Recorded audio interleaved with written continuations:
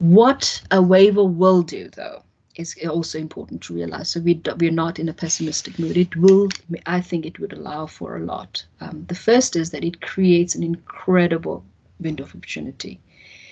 It allows for compulsory licenses. Once you have the internal laws in place, it allows compulsory licenses to be used. And it is wide enough to not just focus on vaccines only. It talks to therapeutics and medication and medical equipment and PPE.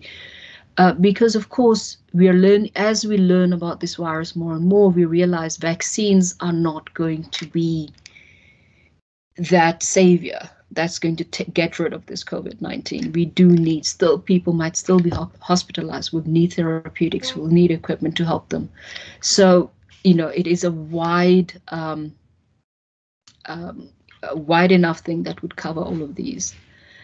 It also creates this opportunity for us to internally agitate and ask for laws that balance the right to property versus the right to health. In South Africa, when we are still sort of grappling with getting the Copyright Amendment Bill through and talking about the patents, we should be making sure that those balances, as required by our Constitution, are explicit. And they are explicit in a sense that covers this kind of thing, because we will have this, not only this pandemic, but future pandemics as well. There is also a developmental a focus on the sustainable development goals to looking at the issues around inequality and economic development. And I think that is another thing there are lots of things that COVID-19 and our response as humanity to it has really laid bare, and that is the inequality in so many ways, and in terms of how governments deal with it, how people are taken care of, how the economy is still propped up, and specifically the vaccines and the patents and the access to healthcare.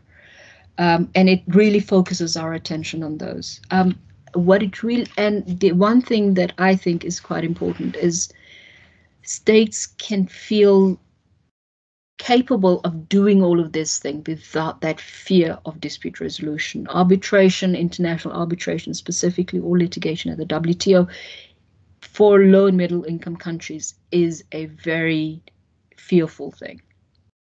It is costly. It not just if you lose, even if you win, it is still costly. So it's something that sort of relieves that pressure.